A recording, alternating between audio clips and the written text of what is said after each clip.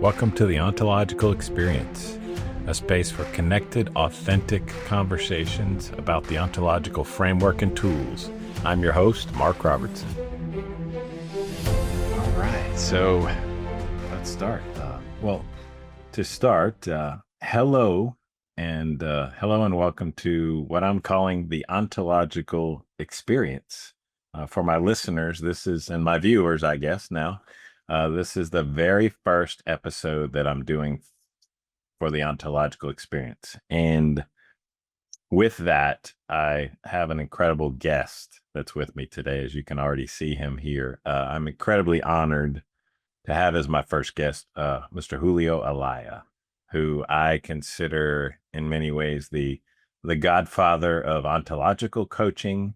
Really created the whole thing I'm calling the Ontological Experience, and co-created perhaps with others, and perhaps even one of the founding fathers of coaching itself, which I think began to emerge, I'm going to say, at least for me, in the 80s, but Julio may take us back prior to that. And so, Julio for me is an amazing guest to have first. I met him personally in 2001 at a conference outside of DC, and have known him since then. So our relationship spans about 24 years, and I'm incredibly grateful for it. I think you're an amazing human being, master certified coach by the International Coach Federation by title or designation, but I think one of the most masterful coaches on the planet, from my experience, and just as equally or better a human being. What I'll say is every conversation I have with you feels like I come in a little bit like this as my view of things, and immediately it's like you open up this whole new world to me, sometimes that excites me and sometimes that I'm overwhelmed by, like, wow, how does he think about that kind of stuff? So Julio, welcome. I'm so excited to have you today. Thank you, Mark. I truly appreciate your invitation, and I'm ready to engage in this conversation. Beautiful.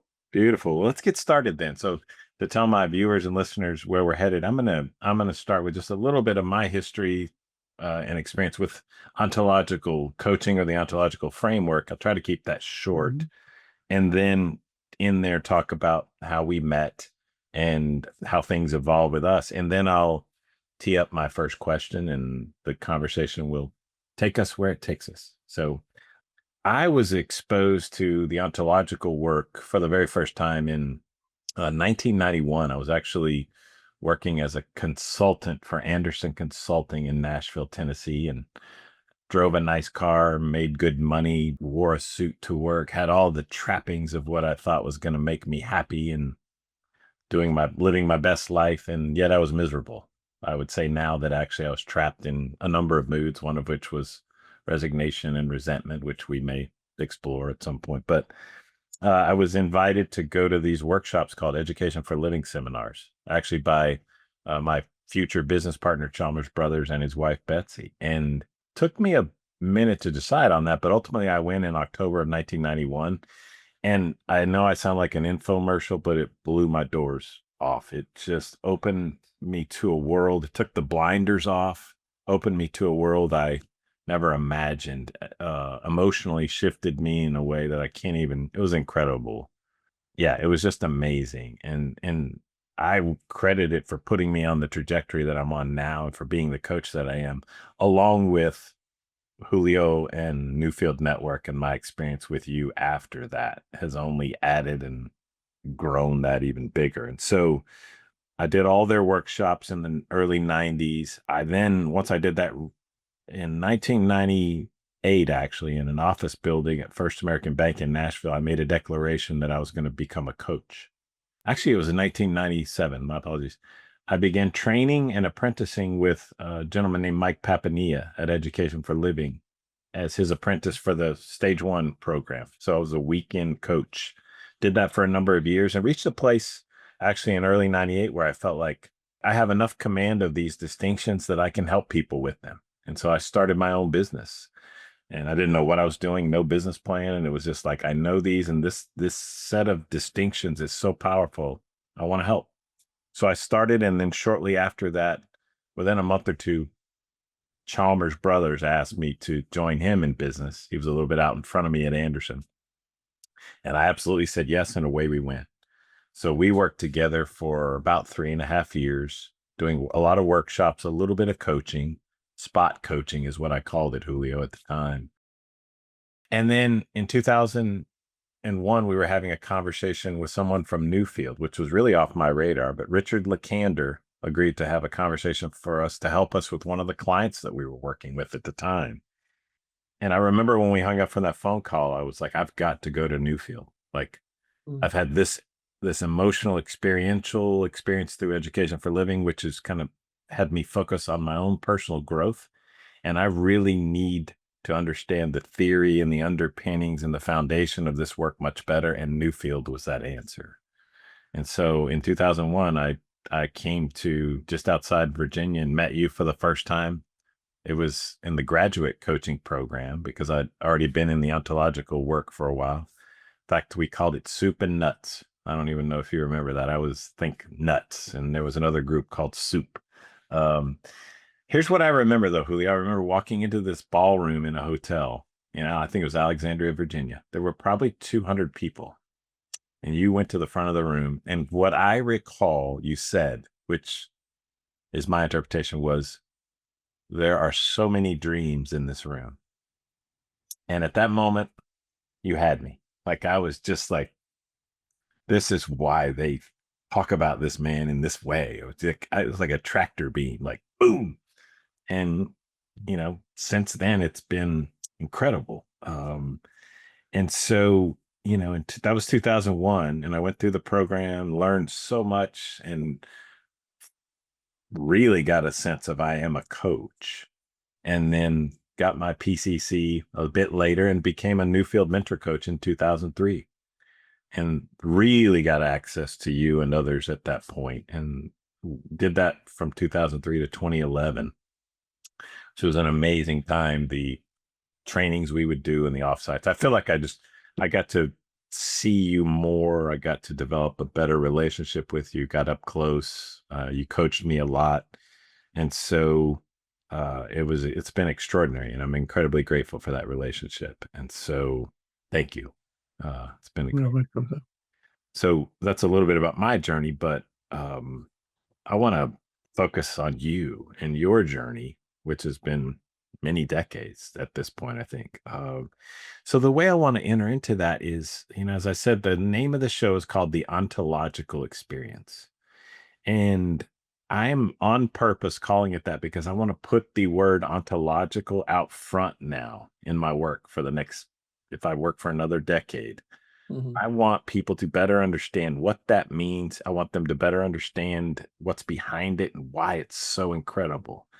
And so what I find has happened in the 28 years that I've been a coach is I won't lead with that, but often there will be a moment in my coaching with an individual or team where I say, I'm an ontological coach. I'm trained as an ontological coach.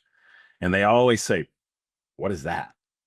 And I give my answer, my viewpoint. But as the creator of it, I would love to start with you today with this first question. Like, how did you come to that name of ontological coaching? And, what does ontological coaching or ontology or ontological, what does that mean to you? And feel free to share anything you want. Okay. Well, the first thing is the etymology of the word ontology means the study of being. That's onto is being.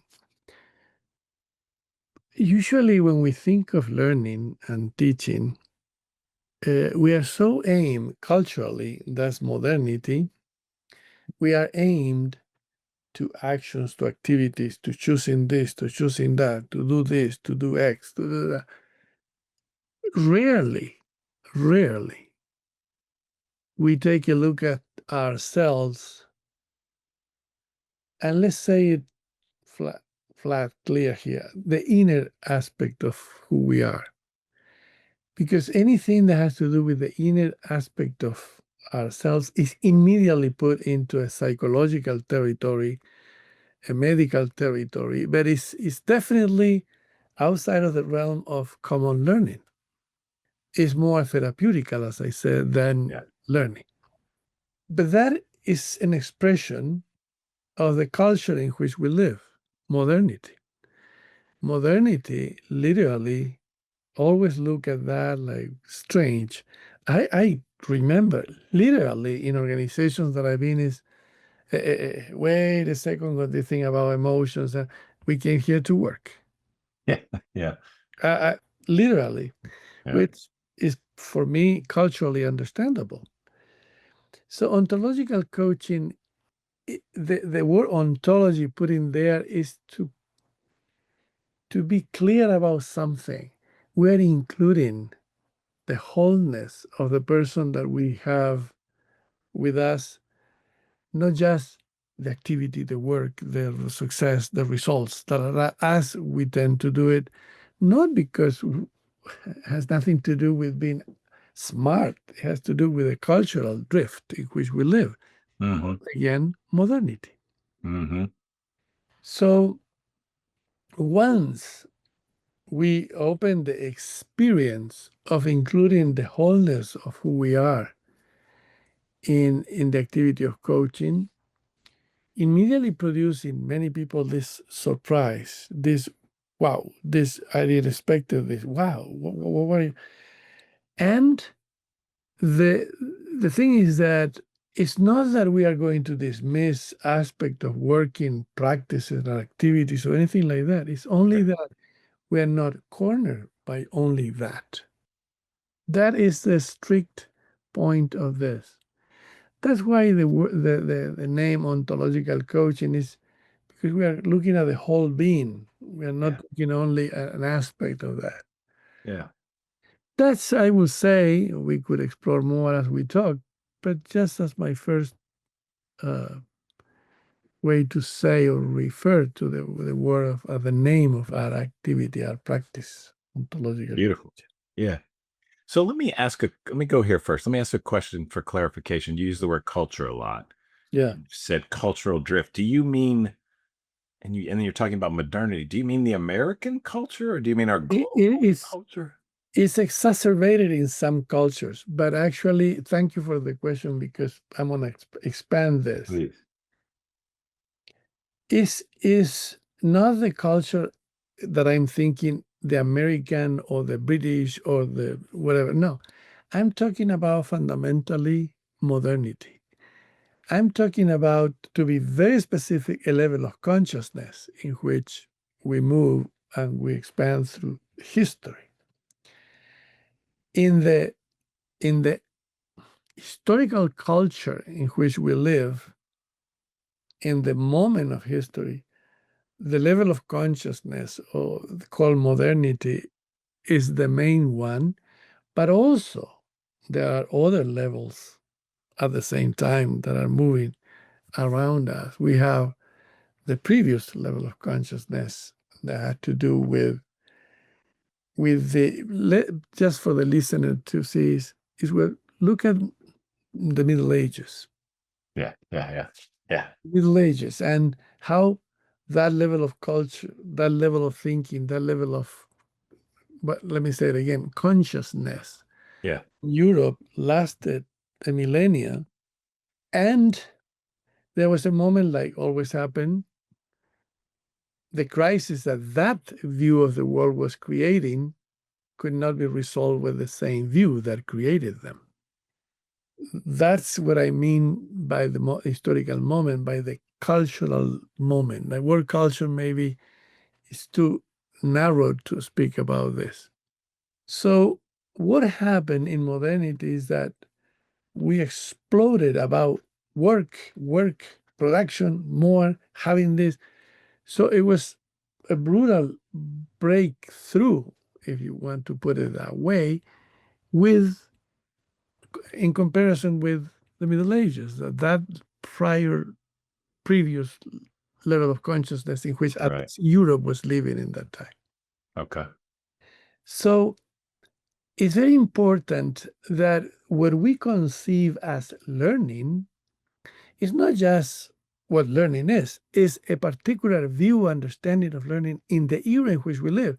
If you ask someone in the Middle Ages what is to learn or to know, the answer will be completely different than the one we have today. Yeah, for sure. But we are unaware of that. We think, of course, I know what knowing is. Of course, I know what learning is. I said, of course, you have the response of that era to that question. But learning is a lot more, knowing is a lot more than what modernity says. And this is the realm in which coaching works because we are living a profound crisis. This understanding of learning in which we live has put us in a path, but that path is giving us as much as we have received. We are arriving to a crisis, a profound crisis. Yeah, yeah. So I think you're saying that in a way, there's been positive aspects of this evolution, and yet we've privileged it so much, or we've become so steeped in it that there are a lot of negative implications that we're Yeah. suffering now. I wouldn't call it negative Yeah, necessarily, but I said when we enter in a particular level of consciousness, in a view of the world as modernity did, we begin to have so much success in that. But yeah, at the same time, that success has a dark side to it that begins to be present with time. When if we think this, we compare that with the Middle Ages. When Europe arrived to the Middle Ages, that was an extraordinary step ahead. We yeah. were breaking the Roman Empire worldview that was all war, war, war, war, war. Suddenly, then that collapsed and appears the Middle Ages. But any perspective in which we live produces a lot of gifts, but also there's a dark place that grows with it. And that for the first time in human history, we are aware of the dark side of any worldview, particularly the modern worldview. We are, and we have the opportunity for the first time in human history, the shifting our worldview, our level of consciousness consciously. That has never happened before. All right. So that was actually kind of the question I wanted to go to, which is this word aware. You say we are aware of this. I'm really wrestling, Julie. I'm curious. How many people do you actually think are aware that they're so captured or driven by this modernity and what does it take for humans to move through or move past? That's Right. kind of what I want to talk about next. But if you look at that, what is called postmodernism, the word Yeah, says it already. yeah. Postmodernism is exactly what I'm talking about. From someone that is immersed in the modern view, postmodernism is weirdness. These guys and emotion and weird. Look at these guys. Touchy You know, feely, yeah. What is this? This tree huggers. work, make money, and that. So postmodernity has begun to grow and really expanding in many many fronts. But for modernity, postmodernity, it has. How do you put this in here? There's a conflict. There's a even if we don't perceive it precisely the way I'm speaking, but we know that there are these weird people that they are looking for instance, not everything is work, not everything is money. Give me a break. What about they are thinking about, for instance, including the emotional field in terms of the learning? Strange.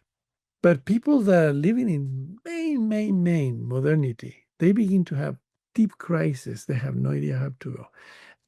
The best thing I can tell you, and I think in a previous conversation I told you, I will never forget that multimillionaire that we have in one program one day.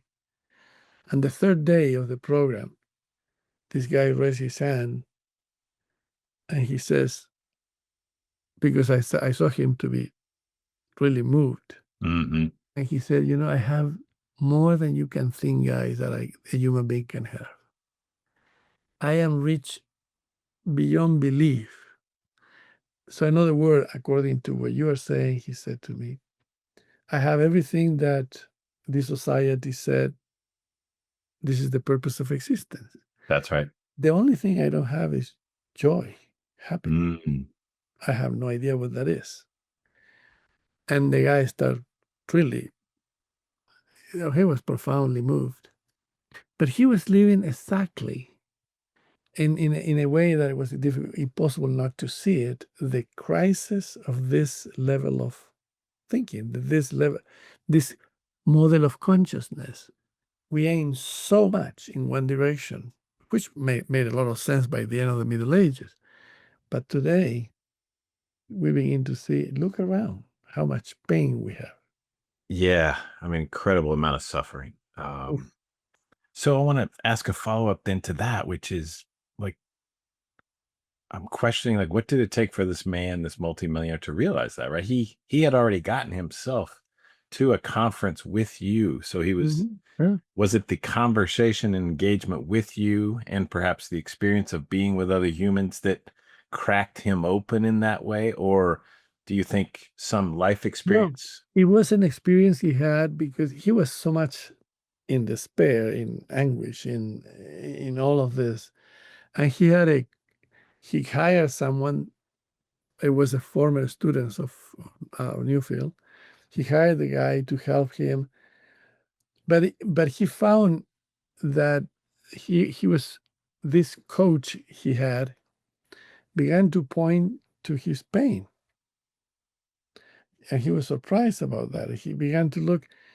So the awareness of that also came from personal relationship, marriage, and other things.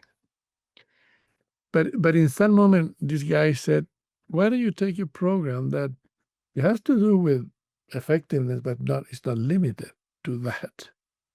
What if?" He was in such a pain that he was willing to listen to that. Right. He did a little research, of course, and he said, "Okay, I'll go." Yeah. But the thing is that the moment that we see that this era in which we live aims, learning is all about more and more and getting more effectiveness and getting more effective and getting that new technologies and da, da, da. But look around the crisis that we have today in the level of the human soul, in the level of inner aspect, it's huge and Yeah. it's growing. It's Yeah. growing everywhere. Can you give some examples of what you see that would exemplify that? Like, yeah, No, say more. we have enormous issues of tremendous difficulties in personal relationship. Yeah. Look at the level of divorce. Look at the level of mental illnesses in this moment Hmm. in the planet. Look at the profound level of dissatisfaction that statistics show about organizations. People make money, but the level of distrust, the level of pain, the level of resentment is huge. Yep. Yep. But we don't have ways to address that because we are focusing on one thing. We came here to work, as one said to me. We came here Yeah. to work. We didn't come to do weird things. Yeah. So let me talk for a second about organizations work. Yeah. My perception is that you shared at some point in our journey Mhm. that you had sort of made an attempt to intervene in organizations a number of times, and then at some point you just said, I'm out." Not I'm out, but like Uh, that's not the space for me, or this. uh, I don't know. That's my perception. Can you speak to that? What happened for me is that, and I did for a while a lot of work in organization, and I was satisfied with the results. But I realized that when I work there, the amount of energy and force and so forth that I have to, and I realized that there was such a huge, let's call it now market, but the word might be different. A huge number of people willing to enter in a different path of learning. And I my heart was closer to those people Ah, going to work in organizations. That's what happened to me. okay. Okay. And then I said, I'm I- I'm going to mainly focus in this direction. That's what I prefer at the moment, which I'm grateful that I did it because it's where my soul is. In working with literally tens of thousands of people in my life, I noticed that the the satisfaction, the joy, the enormous joy of being able to serve them that way. Yeah. Yeah.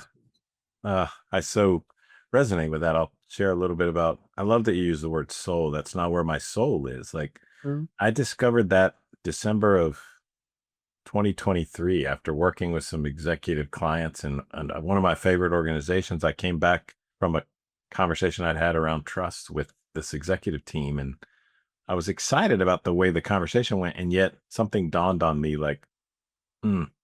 And I I noticed, Julio, like a realization on my part of like, I really can't do what my soul wants to do in this environment, and I've been doing it for 28 years, and I guess it just wore itself out for Mhm. me, and so I've been in the last year and a half entertaining where do I go now, and what do I do next, and Yeah. it's been amazing.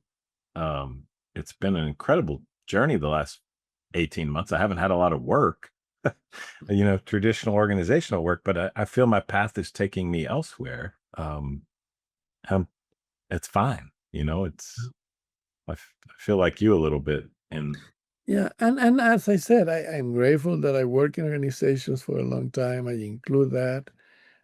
I was never left completely the other realm, more personal.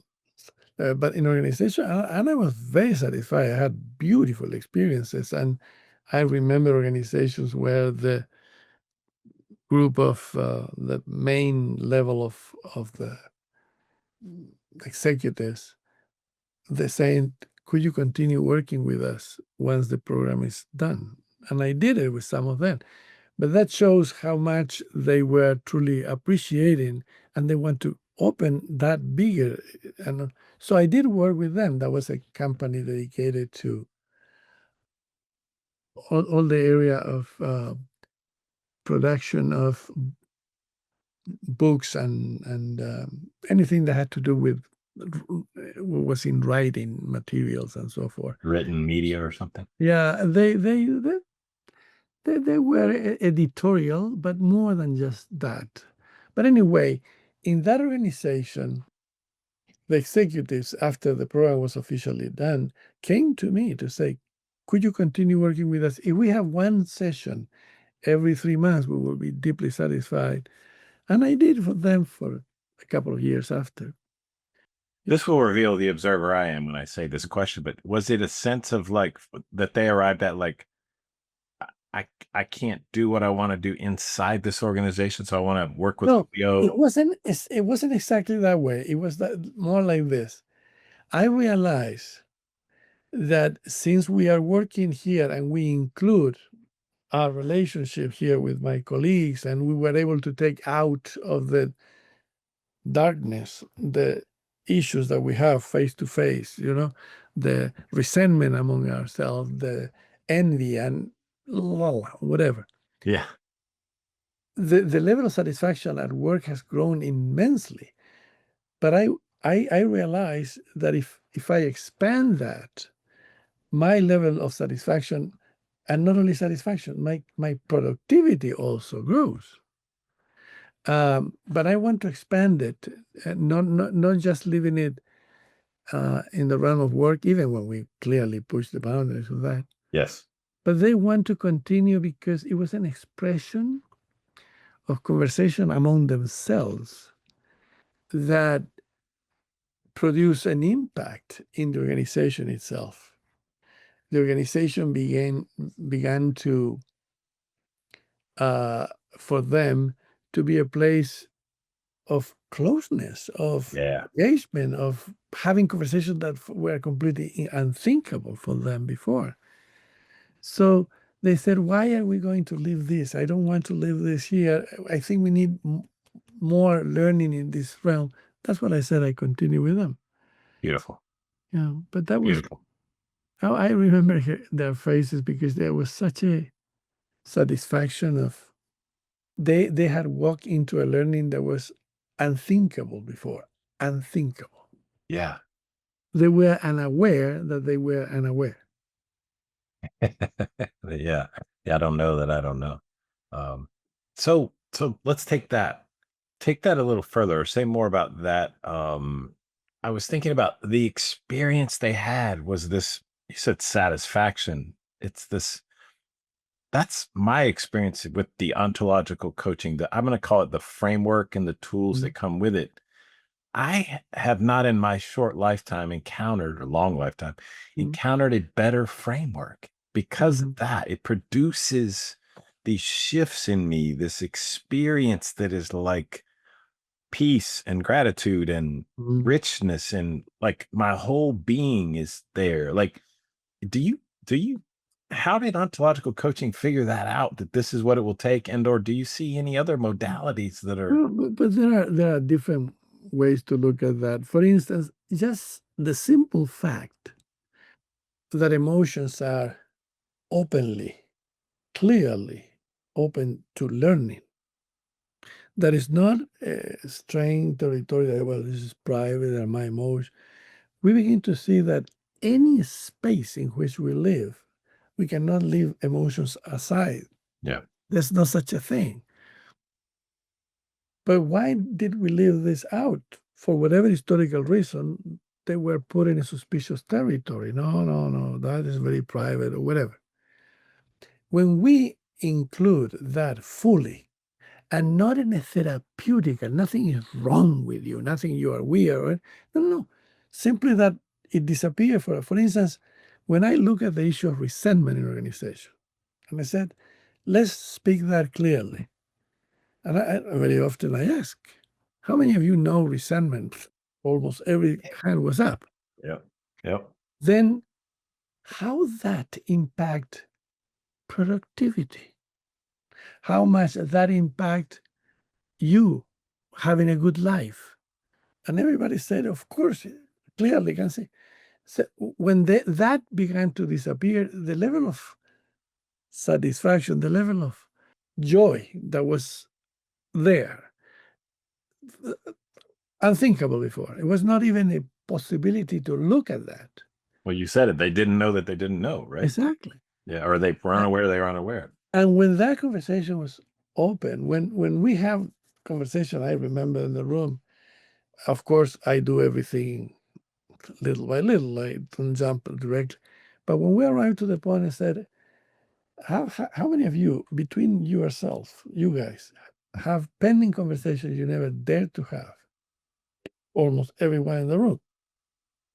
And I said, any one of you dare to say, what is that?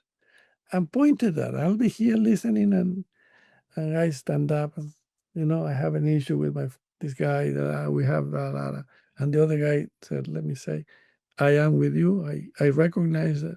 And they openly began to have conversation that were simply out of the realm of possibilities.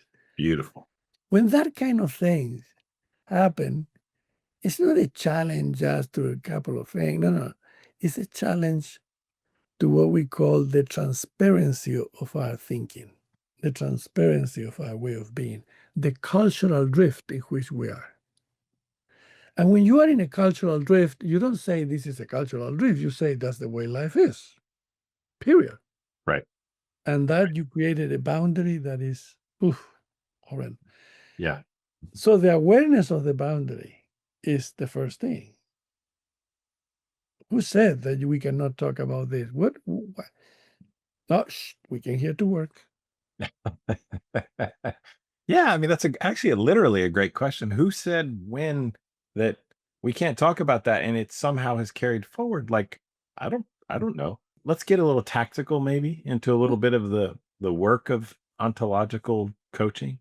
You make me think about the idea of, in order for us to notice any aspect of ourselves that we might be trapped by or stuck with, or notice the cultural drift, we say we want to help you be a better observer of the observer that you are. And I know I believe in Newfield and Education for Living, we have this drawing of the eye looking out, looking at, like, being able to step out and look at oneself and notice those things. Right. Can you talk about that, or do you want to talk about that, like the observer? Yeah. Well, when we take out of transparency Yeah. that we are a kind of observer, look at the first thing in common sense.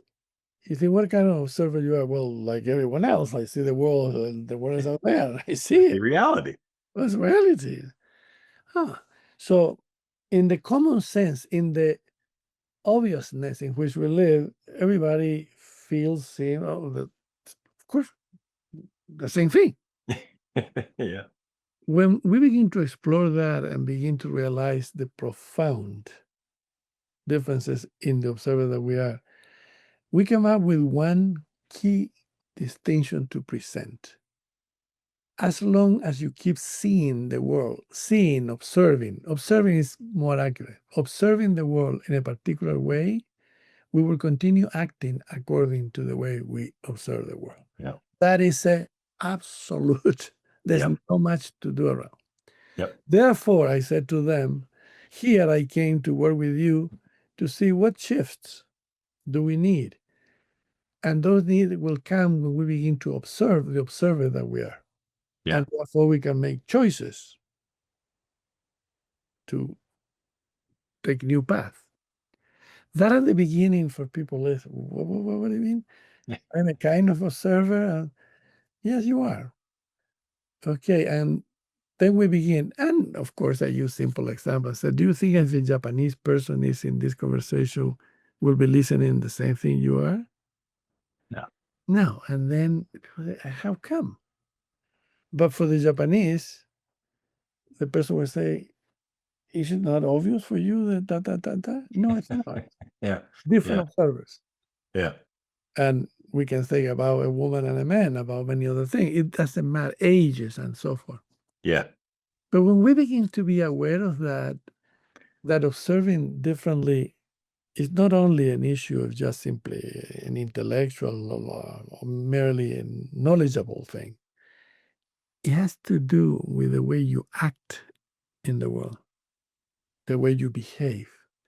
And at that point, something when people begin to realize that is a major thing. Because then we realize that there's a learning that was not even conceivable to me. In the other one, I look and I go, well, let's do more. All goes into the technological, the doingness of the. This one suddenly is to take a look at the way I look, at the way I see reality. Yeah. And that opens, well, it's infinite. Yeah. Yeah. Thanks for being part of the ontological experience. Until next time, remember, be yourself. Everyone else is taken.